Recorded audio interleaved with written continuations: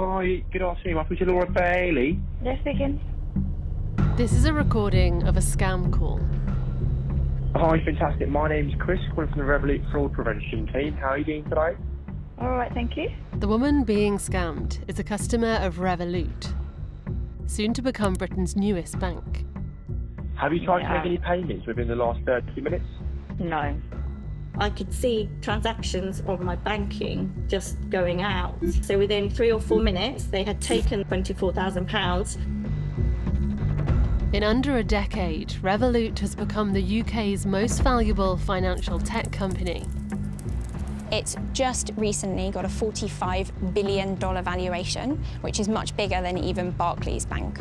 Now, Revolut's accused of prioritising that growth ahead of protecting its customers from fraud. You can't just move fast and break things in banking because you're dealing with people's money. When customers complain they've been targeted by fraudsters, they say Revolut doesn't listen. We've had 991 cases against Revolut, and we've never had a case where they've admitted their mistake. So I've just paid some Maria person. You're now worrying me.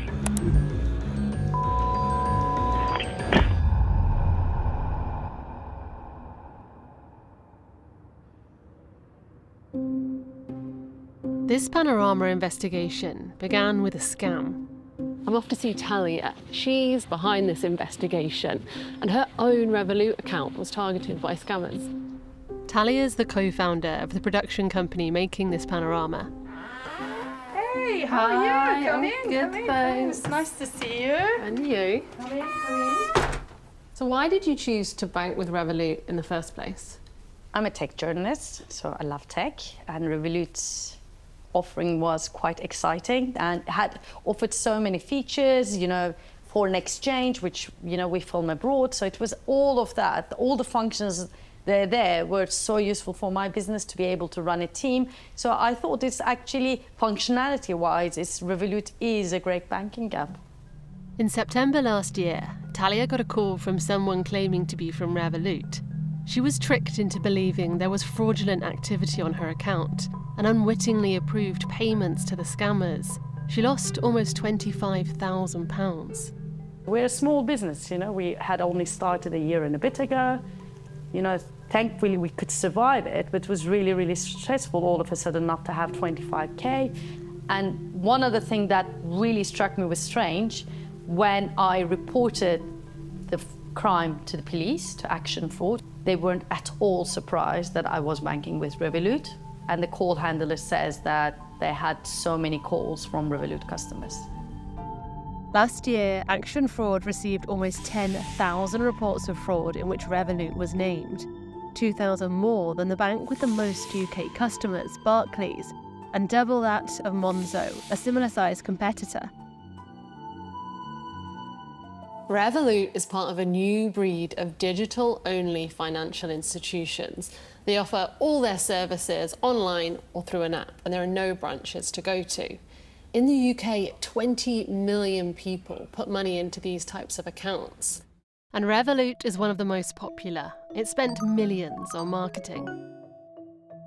I think Revolut is probably one of the most ambitious companies on the planet. Revolut was founded in 2015 by a guy called Nikolai Storonsky, who was an ex-Lehman Brothers trader and Credit Suisse trader, who left to start a new kind of financial services company. Amy Lewin is the editor of Sifted magazine. Published by the Financial Times, it reports on Europe's tech scene. So I think Nikolai thought that banking could be done much better and much cheaper and much more digitally. When Revolut started, it began with a payments card that you could use to spend in several different currencies, and it very quickly expanded into many different products, including current accounts, insurance, and crypto trading. Revolut may have started small, but its founder was always dreaming big. When I was 7 years old, my dream was to become an astronaut. Nikolai Storonsky sees Revolut as a rocket ship, ready to launch and take on the world of traditional banking. In July this year, after a 3-year-long wait, the UK banking regulator finally granted Revolut a provisional banking licence. That means Revolut is on its way to becoming a fully fledged bank. But until it gets that full license, Revolut will continue to operate as an electronic money institution, or e-money firm. Revolut is known for its competitive foreign exchange rates, easy payment services, and cryptocurrency trading. When it gets its banking license, it'll also be able to offer loans, mortgages, and credit cards. Revolut's been growing rapidly. It's amassed more than 45 million users worldwide, double the number it had in 2021, and almost tripled its revenue to £1.8 billion in 2023. It's been bringing the tech industry mindset of moving fast and breaking things to the traditional world of banking. The problem with being a disruptor, you can't just move fast and break things in banking because you're dealing with people's money, and putting people's money at risk isn't acceptable. After a hard day at work, going and just getting rid of the day, thrashing out the miles, that's really good, really therapeutic.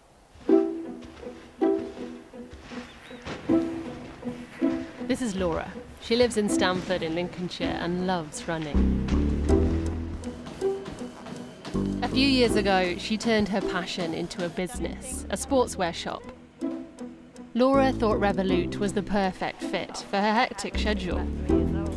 For a small company, I needed something that was quick and simple, and they seemed to have the best solution. For me at that time, being busy and with 20 other things that I had to do, within 30 minutes I'd got an account with them all opened up and ready to go. In that hour of my day, that was fabulous, it was really good. Laura spoke to a business manager to finish setting up her account. So several months later, when she received another call, she didn't find it strange. I had done an ultra run on the Sunday before, so I was pretty tired on that Monday morning. I was in the office by myself. I got a call from somebody saying that it was the fraud department at Revolut. Hi, good afternoon. My name is Laura Bailey. The call was automatically recorded on Laura's business line. This is the first time she's listened back to it. The caller tells Laura he's from Revolut. He's not. And that her account is under attack from a fraudster. That's not true either. Let's go through the payment details with yourself now, the ones that were obviously flagged up. It was a transaction of £5,000 to a company with the name of Binance. And I said, no, I didn't recognise that name. And I was feeling a little bit disheartened because I just thought, I don't have time for all this, enough already. He asked me to go onto the website and do some checks. I suppose the doubt started to creep in, and he relentlessly kept saying he was trying to help me, that I shouldn't be worried. The scammer reassures Laura. He's on top of the situation. Yeah, obviously these scams can be quite convincing. I don't know whether it's irritating me or upsetting me. It's like under my skin. It's horrible. Mohammed. Does that ring bells? Do you know this person? No. He's wheeling out what appears to be a carefully prepared script, piling pressure on Laura. Yeah, so it is definitely fraud. What this means is somebody might have your personal pins and passwords. Next, the scammer convinces Laura to download software which he says will securely connect her computer to Revolut. In fact, she's handing over control of her computer to the scammer. Within seconds, my computer was flashing, my screens were flashing. I was like, what are you doing? I couldn't do anything on my computer at all. The scammer now has direct access to her bank account. He starts setting up a new payment, but tells Laura it's the fraudster doing it. The fraudster tried to make a payment from your account into their account. Right, okay. So what they tried to do is make a payment of £100. In order to complete the payment, the scammer now needs the 6-digit security code that Revolut is about to send to Laura's phone. He's pretending that if she hands it over, he can stop the fraud. What I'll go ahead and do for you is just send me a 6-digit code to your number directly, and all you have to do is just confirm the code to me. Instead, he uses it to authorise a payment of £100 to a new payee he controls. So I've just paid some Maria person. No, not at all, ma'am. You're now worrying me. You haven't paid Maria. Maria's not getting paid by you. Next thing, Laura sees 5 further payments come out. The scammer drains her account. No, you.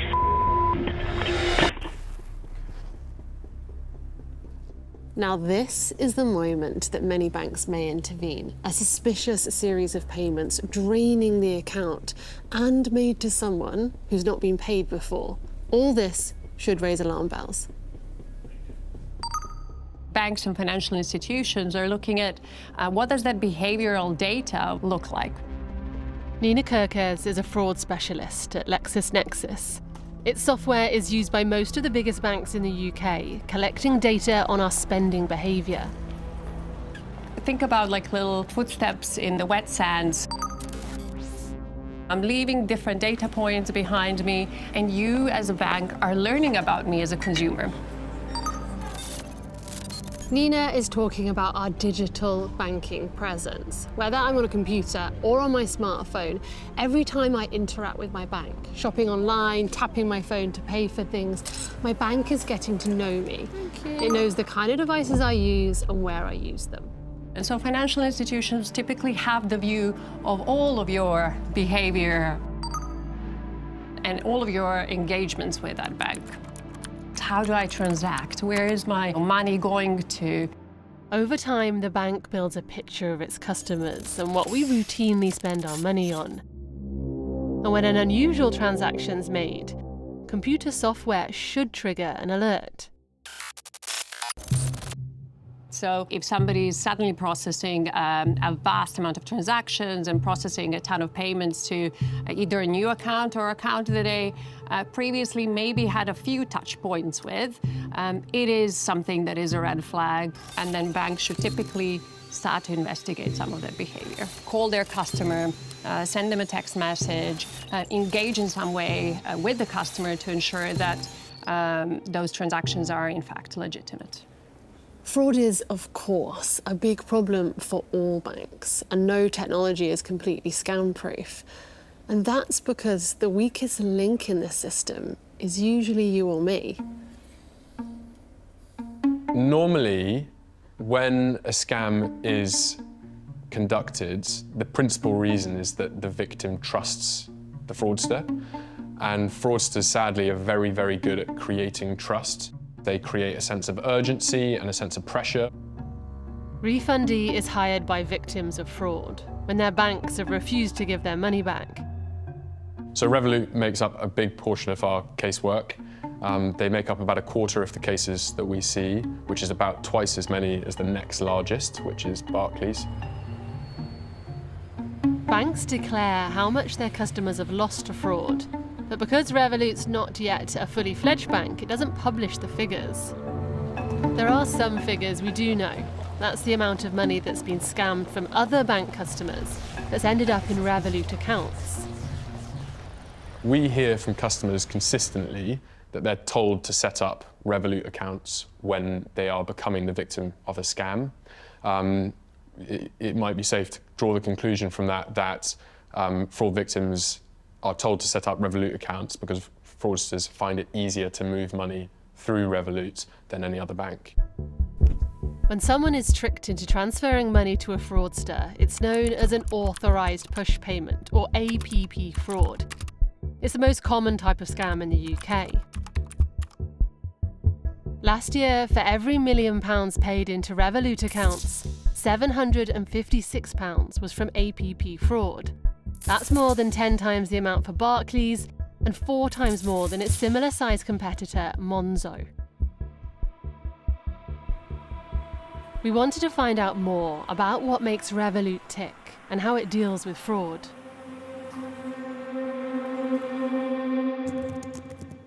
We spoke to 8 former employees from various departments across the business to try and understand Revolut's internal work culture.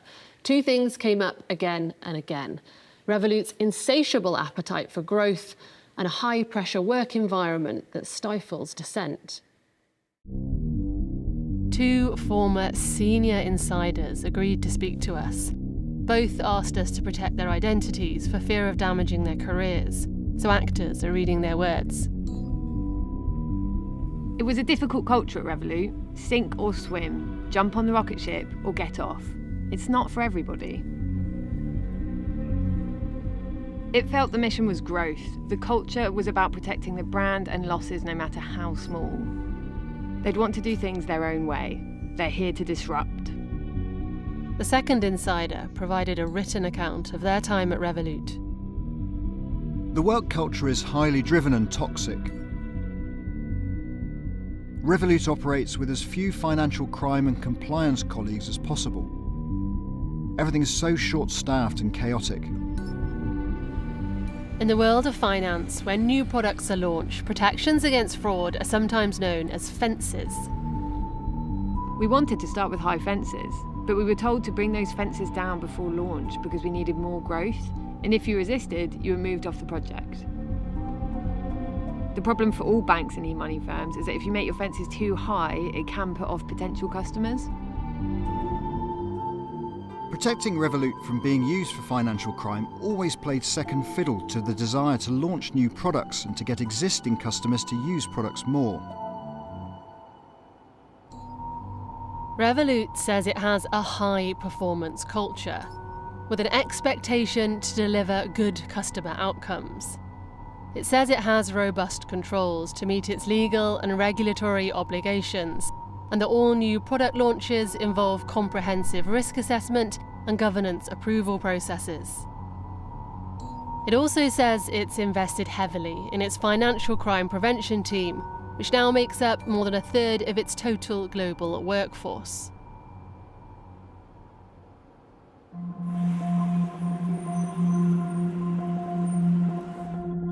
Jack is another small business owner and a Revolut customer.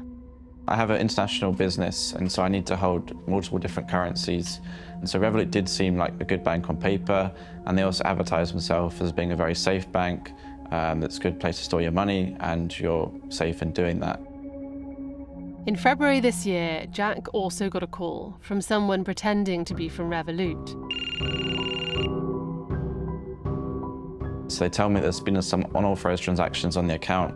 I was at a co-working space, and they have me believe that potentially the accounts or like my device has been compromised by being on a shared Wi-Fi. So that did actually seem quite plausible. This scam was different though. Jack was persuaded to hand over enough information to allow the scammers to put Jack's Revolut account onto their device. This is where Jack says Revolut's technology failed to protect him.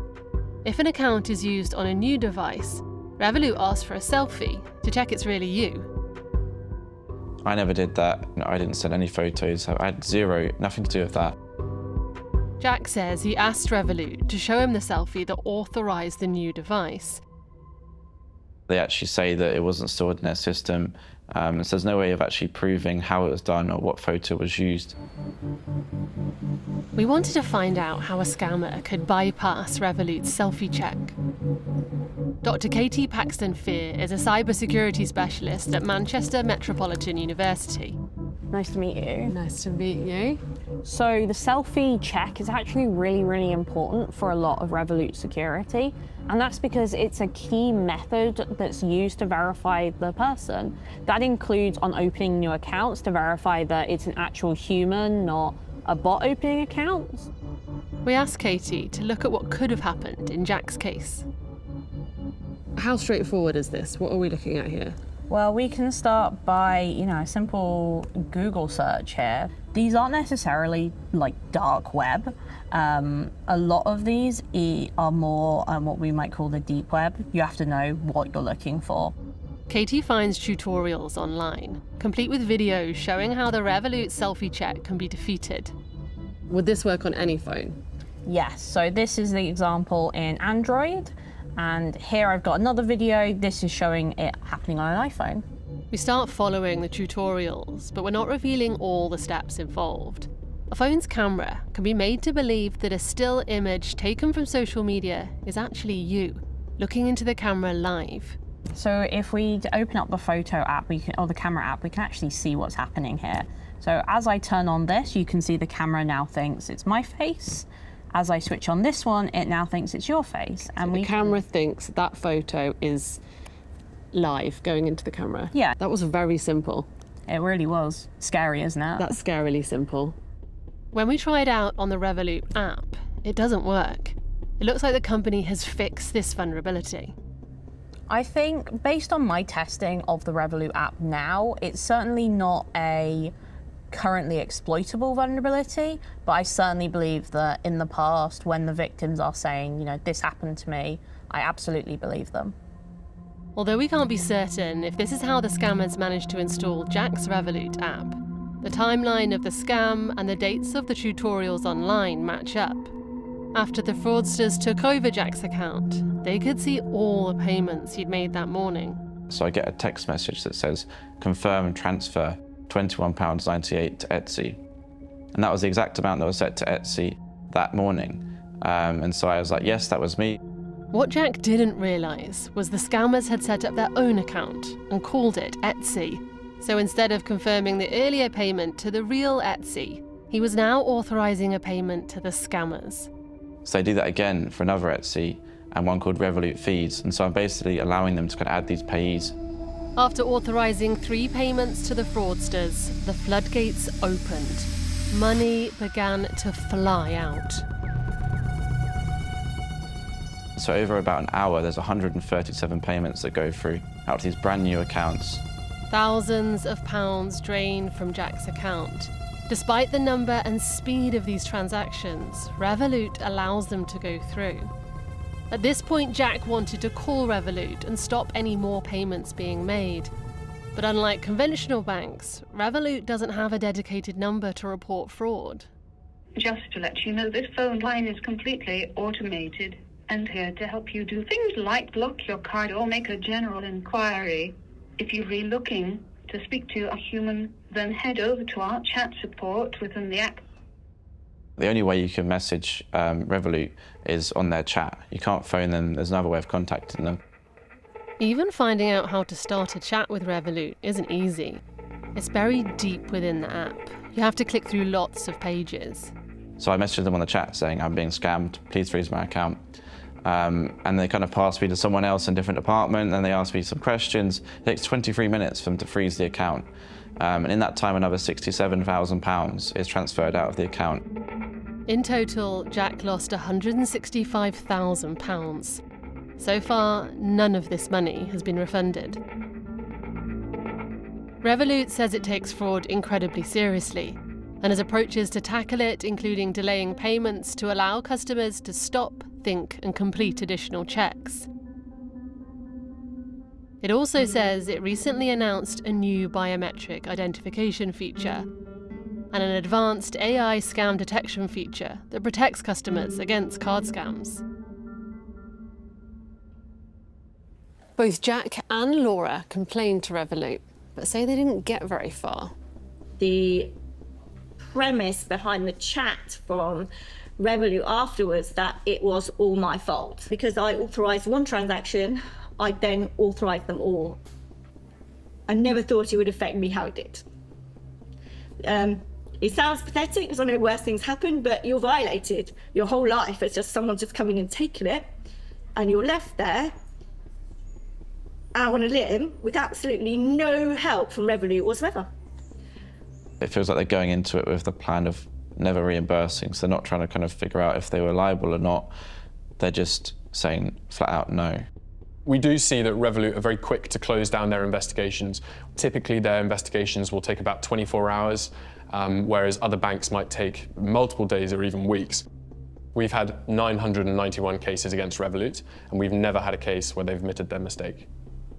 Revolut says each potential fraud case is carefully investigated, so it can evaluate the full circumstances and make the most informed decision. If a customer's unhappy with how they've been treated, they can file a complaint to the Financial Ombudsman Service. In 2023, it received more than 3,500 complaints about Revolut, more than any other bank or e-money institution. It's clear that the way that other banks act around scam and fraud activity is significantly better and gives a lot more confidence to scam victims if they were to end up in this sort of situation, that they would get their money back. But the fact that we are seeing so many claims with the Financial Ombudsman Service about Revolut shows that actually Revolut aren't doing enough to act in this area. Recently, the European Central Bank asked Revolut to enhance its financial crime controls and governance. In Europe, Revolut has held a banking licence since 2021. Here, it's expected to become Britain's newest fully fledged bank in about a year. If Revolut are successful in gaining a full banking licence, it means they'll be able to offer products like credit cards, overdrafts and mortgages, and hold customers' deposits directly. This also means the stakes are higher for their customers if they're targeted by a scammer. I suppose you could question whether, given there are so many complaints, whether Revolut should have a licence. I think there might be a political element to Revolut's licensing. Because it is so big, because it's becoming of a size to challenge high street banks. And I think no government would want to have something of that size playing fast and loose with the rules. The Treasury says it has no role in decisions of this kind. The decision on whether to grant Revolut authorisation to act as a bank lies with the independent regulators. The independent regulators declined to comment. Earlier this month, new rules came in to make all banks and electronic money institutions reimburse victims of fraud. The majority of scam victims will now be reimbursed their money automatically up to the value of £85,000, at which, however, we're concerned that while this £85,000 figure sounds high, the figure was initially set at £415,000, meaning that we feel that the incentive is no longer there for companies to take fraud seriously. Revolut says it abides by the same regulatory standards as any high street bank, and it's sorry to hear of any instance where customers have been targeted by criminals. It says it can't comment on Jack and Laura's cases as they're being looked at by the Financial Ombudsman Service. It says it cut fraud by 20% last year, but acknowledges there's always more to do.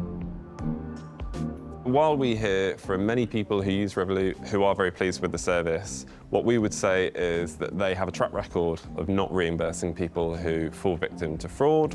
We also know that there is a track record of money being taken from accounts even after scam activity has been reported.